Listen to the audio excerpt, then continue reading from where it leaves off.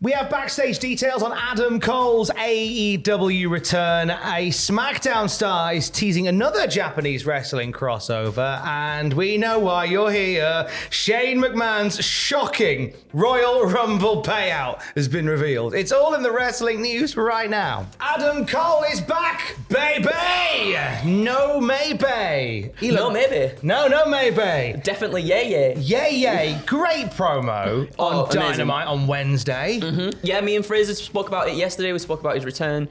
It was, oh man, my heart grew with love and happiness when I saw that man back. And it was something that behind the scenes, they kept very close to their chest, didn't they? It was, yeah. So Fightful Select saying that Excalibur's line about Adam Cole being listed as TBD on their run sheets was actually legit. It was a surprise to many, including several backstage, when he walked through for his segment. There was a picture that popped up on Instagram. Of the guy chauffeuring him, and he's in the car, like in the footwell of the car, hiding with his hood up like this, just like proper.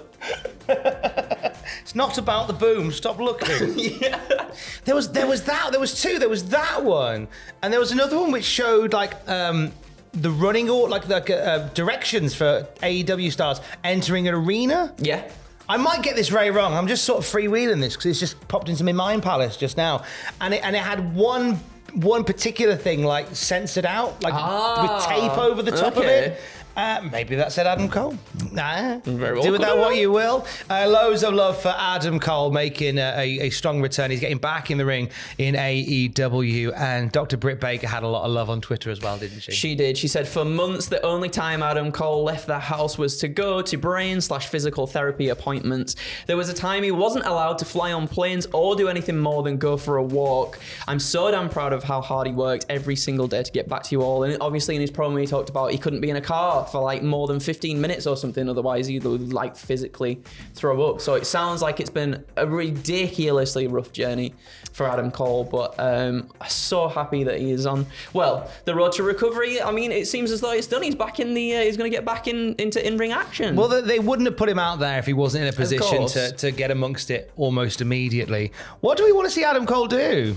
Well, there was a few things that he teased. Me and Fraser talked about this yesterday. He talked about being on the top of the mountain, which to me suggests perhaps something with MJF. With him coming back and him addressing the crowd the way he did, very much felt like he felt like a babyface. And I think it's hard not to feel like a babyface when you recover from something like this and so many fans and stuff are behind you. So I can see him coming back as a babyface, but let's not forget he's also a big swerve monster as well. He is a swerve monster. Instantly just change on a whim and we'll all absolutely hate him but really love him at the same time anyway. He's not a sexy baby, he's a swerve monster on the hill. Oh my god, that's very good. That's me. very good. Hi, I'm the problem. I'm the problem. It's me.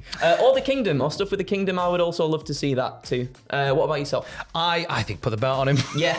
I mean, do we put the world title on him immediately? TNT title, I think, first. I think definitely get TNT title on him. Give that belt some gravitas. Adam Cole is a grafter. So I think the TNT title, which has moved around a bit, I feel like there's a little bit of comfort now in it, in its current holder, but I feel that it needs to be one of those belts that my favourite point with the TNT title was when Cody was the champ. He went, right, hey, look, this TNT title can be defended on the telly every week. Yeah.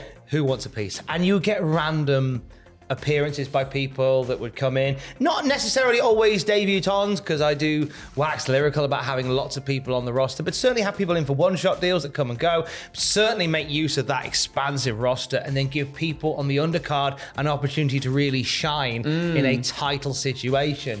I think that's a very good point. I feel like Darby is the sort of person that would issue an open challenge as well, because he seems like the guy who's just up and ready for a fight whenever. So like maybe have him go through a few people and then Adam Cole maybe come out somewhere down the line, get the huge pop and then get the win and hold that title hopefully for a good while. And then continue that momentum as who wants a piece of this, and then you've got guys from the undercurrent of AEW that get some TV time through it as well. Definitely. That'd be really cool.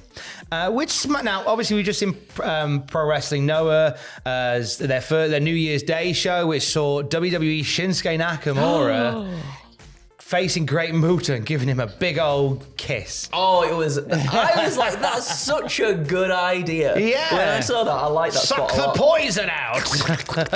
That's the noise. That was horrible. I'm sorry. Another SmackDown star has teased a possible crossover with a Japanese promotion. Yeah, so in a new interview with Dark Pure Rezu Flotion, Shayna Baszler was asked about the idea of a future crossover between Stardom and WWE. She said, I have said many times that I'd love a match against Julia or Sayuri. I think my ring style works really well with a style like theirs. As for a crossover, one thing in this business I have learned is to never say never. And if we remember, I think Julia and Sayuri had a match very recently that was hard-hitting AF, as the children say. And boy howdy, Shayna Baszler, one of my favourite wrestlers, to see her get involved in something like that. Easy, Tiger. Easy, Tiger. We've just washed this table. Stardom is a promotion that's been connected with Mercedes Money. Money. That song, money. It's there's a video it's done the round of the South Park clip. Money. It's just ruined Mercedes Minnie's theme music for me forever. But she's obviously going to be involved with Stardom in some capacity. This is something that she's keen to do. What a tangled web we would weave should Mercedes Minnie and WWE cross paths via Stardom.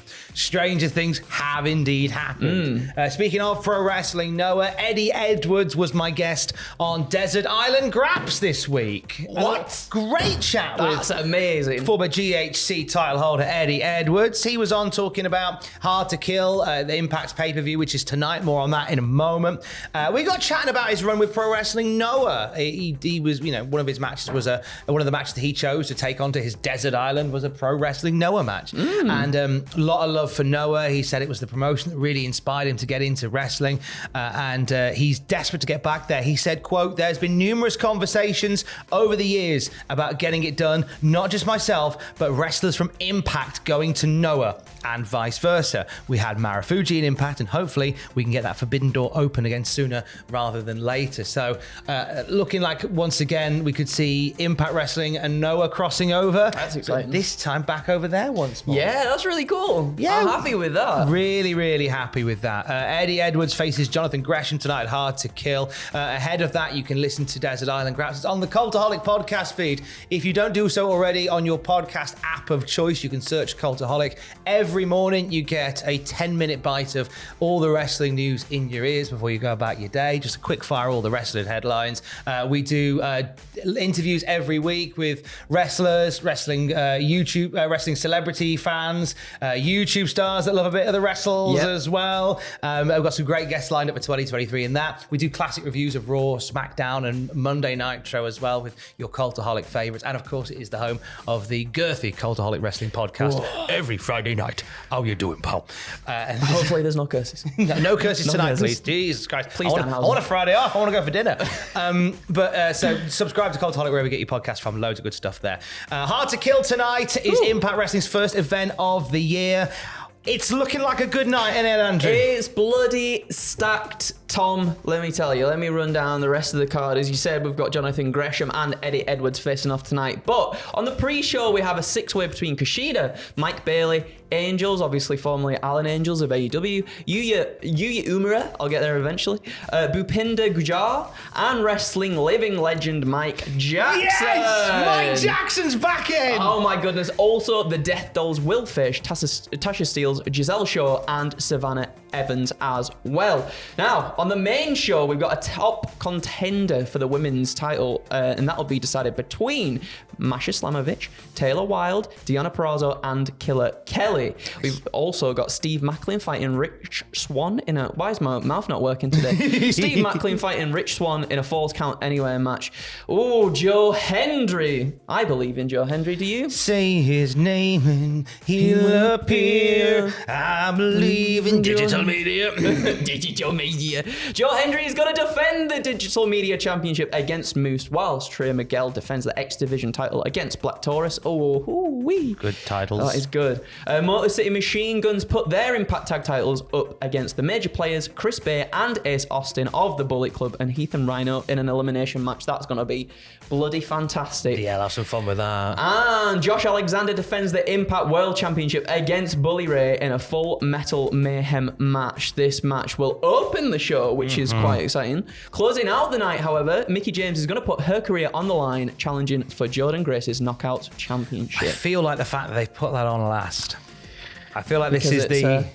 It does feel like quite literally the last rodeo for Mickie James. So every match she's had has been a career-threatening match, a la Ric Flair. We've also heard that Raven's going to be at this show. He is indeed. Impact Hall of Famer. Imagine maybe he turns up in the Full Metal Mayhem match then. That'd be good fun. That would be good fun. Last time we saw Raven, it was his Hall of Fame speech, and in closing, he DDT'd Tommy Dreamer, which is how every Hall of Fame speech should now end, I do believe.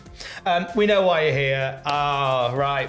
The Shane McMahon flavoured news. I'm really sad Ross isn't here. Actually, maybe I'm glad that he isn't here. I would worry about his ticker reading something like this. So, an 8K shareholders form got released, and so with that, it sort of breaks down some of the movement and the shaking and the sort of financial things amongst WWE, and this one got shared online, and it revealed how much Shane McMahon was paid for his involvement in last year's Royal Rumble. So, last year, Shane McMahon, let's be honest, books the worst Royal Rumble we've seen in ages, right? He was one of the people behind the scenes who was putting it together. His grand idea, I come out and eliminate a bunch of people.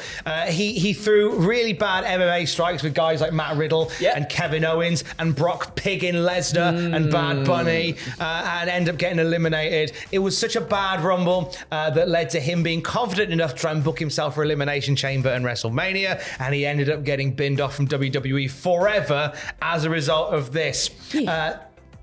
Item 5.2 on this shareholders form, arrangements for certain officers. It says Shane B. McMahon. What does the B stand for? Bastard. I don't know. Vince might disagree. Shane B. McMahon is the son of Mr. McMahon. In 2022, Shane McMahon was retained as an independent contractor performer by the company and received an aggregate of approximately $828,000 in connection with such services. For one of the worst Royal Rumbles we've ever seen.